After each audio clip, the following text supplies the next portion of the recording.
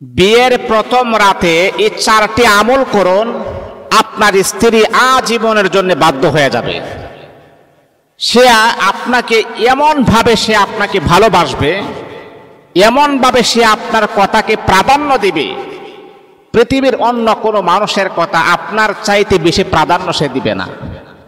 যদি বিয়ের প্রথম রাতে এই 4টি আমল যদি করতে পারেন, তাহলে দেখবেন আপনার স্ত্রী আজীবনের জন্যে আপনাকে সে এমনভাবে ভালোবাসবে আপনি কল্পনাও করতে পারবেন না। আজকে অনেকে দেখা যায়, অনেক পুরুষদেরকে আমরা দেখি, তারা আমাদের কাছে বলে, হুজুর আমার স্ত্রী কেমন যেন হয়ে গেছে। আবার অনেক নারীদের অভিযোগ, হুজুর আমার স্বামী কেমন জানি হয়ে গেছে।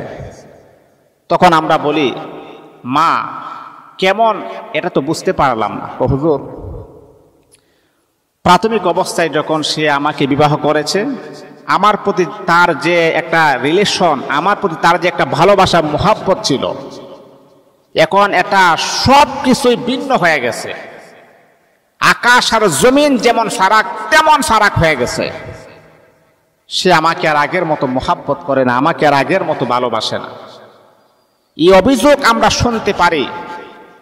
আমি আমার যুবক ভাইদেরকে দৃষ্টি আকর্ষণ করে বলবো, যদি বিবাহের প্রথম রাতে এই 4টা আমল যদি আপনি করেন, তাহলে ওই দিনের জন্য আপনাকে কখনো অপেক্ষা করতে হবে না। আপনার স্ত্রী আপনাকে আজীবনের জন্য আপনাকে মহব্বত করবে, আপনাকে ভালোবাসবে, আপনার জন্য সে পাগল পারা হয়ে যাবে। এই 4টি আমল যদি আপনি করতে পারেন। এখন অনেক যুবক ভাইরা বলতে পারেন, হুজুর কি এমন 4টি আমল? দেখেন, ইসলাম যদি আপনি সঠিকভাবে মানেন বা মানতে পারেন, ইসলামের ভিতরে কিন্তু শান্তি রয়েছে। আমরা তো ইসলামটাকে কঠিন বানিয়ে ফেলেছি। একজন স্ত্রীকে কিভাবে মহব্বত করা, একজন স্ত্রীকে কিভাবে তার কাছ থেকে ভালোবাসা পাওয়া, সব কিছুর বিধান আল্লাহ পাক রব্বুল আলামিন 30 পারা কোরআনের ভিতরে আমার আল্লাহ আলোচনা করেছেন। মুহতারাম হাজিরিন, বিবাহের প্রথম রাতে যে 4টা আমলের ভিতরে 1 নাম্বার হচ্ছে, আপনি যখন আপনার প্রথম স্ত্রী যখন নতুন তাকে বিবাহ করেছেন, তখন কিন্তু সে আপনাকে চেনে না, আপনিও তাকে ভালো করে চিনেন না, জানেন না, বুঝেন না। আপনি যখন বাসর রাতে যখন ঢুকবেন, তখন আপনার স্ত্রীকে সুন্দর করে একটি সালাম দিবেন, আসসালামু আলাইকুম ওয়া রাহমাতুল্লাহ। এই সালামটা কিন্তু শুধু বাসর রাতে নয়, বাসর রাত্রি থেকে শুরু করে যতদিন পর্যন্ত আল্লাহ পাক রব্বুল আলামিন স্বামী স্ত্রী বন্ধনকে আমার আল্লাহ মজবুত করে রাখবে, টিকিয়ে রাখবে, ততদিন পর্যন্ত একজন আরেকজনকে আপনি সালাম দিবেন। কারণ মনে রাখতে হবে মুসলমান বন্ধুগণ, সালাম হলো শান্তি। যদি আপনি আপনার স্ত্রীকে প্রথম দেন, যেহেতু আপনি তাকে চিনেন না, তাকে জানেন না, তাকে বুঝেন না, হঠাৎ করে সে আপনার কাছে চলে আসছে, বিবাহের প্রথম রাতে যখন আপনি আপনার স্ত্রীর কাছে যাবেন, সাক্ষাতের জন্য যখন আপনি যাবেন, আপনার উচিত হলো সর্বপ্রথম ঘরে ঢোকার আগে আগে আপনি তাকে একটি সুন্দর সালাম প্রদান করবেন। সালাম হলো শান্তি। এই সালাম আপনি দিবেন, দেখবেন গোটা ঘরের ভিতরে আল্লাহ পাক রব্বুল আলামিন রহমত এবং বরকত দিয়ে আমার আল্লাহ ভরপুর করে রাখবেন। আল্লাহু আকবার। এজন্য আপনি সালাম দিবেন। তখন আপনার স্ত্রী বুঝতে পারবে, আরে আমার স্বামী তো আসলে অত্যন্ত ভালো, প্রথম রাতেই আমাকে সালাম দিয়েছেন। এমন করে করে যখন আপনি দ্বিতীয় রাতে যখন আবার সালাম দিবেন, তৃতীয় রাত্রিতে যখন আবার যখন সালাম দিবেন, তখন আপনার স্ত্রী যদি সে যদি সালামের অভ্যস্ত নাও থাকে, তখন তার একটি মাইন্ডে গিয়ে এফেক্ট হবে।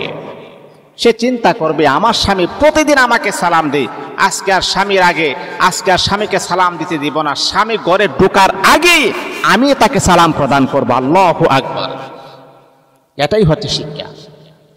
আপনার ছেলে সালাম দেয় না, আপনি বাবা হিসাবে তাকে সালাম দেন। 1 দিন 2 দিন 3 দিন, তখন আপনার ছেলেই চিন্তা করবে, আমার বাবা আমাকে সালাম দেয়, আজকে আমি আমার বাবার আগে সালাম দিব। আল্লাহু আকবার। এই নিজাম, এই নিয়মটা চালু করেন, দেখবেন সমাজ পরিবর্তন হয়ে যাবে। মুহতারাম হাজিরিন, এই জন্য বিবাহের প্রথম রাতে প্রথম নাম্বার কাজ হচ্ছে স্ত্রীকে সালাম দেওয়া।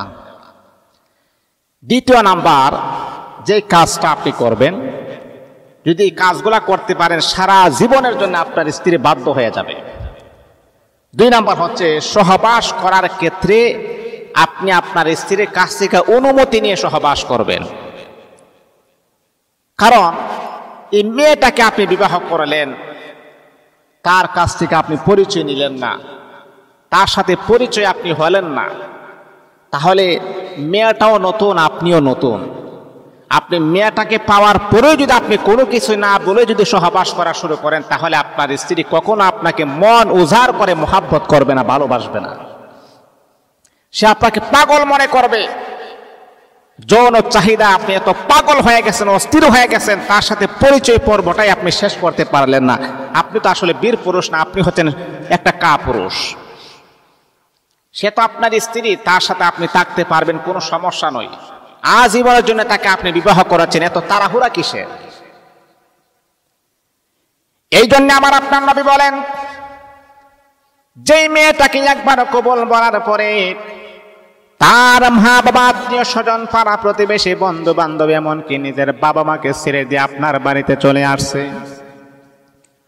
ওই মেয়েটার সাথে আপনি ভালোভাবে আপনি পরিচয় লাভ করবেন, তারপরে কিন্তু আপনি সহবাস করবেন। এমনকি সহবাস করার পূর্বে আপনি আপনার স্ত্রীর কাছ থেকে পরামর্শ নেবেন। কারণ মহিলাদের কিন্তু অনেক রোগ থাকতে পারে। যদি সে বলে এখন আমার ভালো লাগে না, তাহলে জোরপূর্বক আপনি তার সাথে সহবাস করতে পারবেন না। এমন আছে সে অস্থির হতে পারে। মনে করেন বিবাহের কাজটা তো অনেক বড় ধরনের একটি কাজ, সবারই কিন্তু একটা অ্যালার্ট থাকতে হয়। এমনও আছে বিবাহের কাজ সম্পূর্ণ হওয়ার আগ পর্যন্ত সে অ্যালার্ট ছিল না, এতদিন পরে বিবাহ হয়েছে, এখন সে পরিপূর্ণভাবে সে সাকসেস নয় বা সহবাস করার ইচ্ছা তার ছিল না। আপনি জোরপূর্বক তার সাথে সহবাস করেছেন, মনে রাখতে হবে তার সাথে আপনি জুলুম করেছেন, অন্যায় করেছেন। জোর করে কখনো ভালোবাসা লাভ করা যায় না। আপনার কথার মাধ্যমে যদি আপনি ভালোবাসা প্রকাশ না করতে পারেন, আপনার স্ত্রীর কাছ থেকে যদি ভালোবাসা না পান, তাহলে জোর করে কখনো ভালোবাসা আপনি পাবেন না। মুহতারাম হাজির, আবার আপনারা আমাকে ইমোশনাল হুজুর বলে আমাকে আবার প্রচার প্রসার ঘটাবেন না। আমি রাসূলের সুন্নাহ পদ্ধতি আমি আপনাদেরকে বলছি। কারণ স্বামী স্ত্রীর ভালোবাসা হচ্ছে পবিত্র, আর অবিবাহিত ছেলে মেয়ের ভালোবাসা হচ্ছে নাপাক, অপবিত্র। এটা জাহান্নামের লক্ষণ, জাহান্নামে যাওয়ার কারণ। স্বামী স্ত্রীর সংসার টিকিয়ে থাকলে আল্লাহ পাক খুশি হন, আর স্বামী স্ত্রীর সংসার যদি ভেঙে যায় তাহলে শয়তান খুশি হন। এবার আপনি ডিসাইড করেন, আপনি কি শয়তানকে খুশি করবেন নাকি আল্লাহ পাক রব্বুল আলামিনকে খুশি করবেন। একজন মুমিন কখন এমন ধারণা করতে পারে না যে শয়তান খুশি হোক, মুমিনটা 24 ঘন্টা চায় আমার আল্লাহ যেন আমার প্রতি রাজি এবং খুশি থাকেন।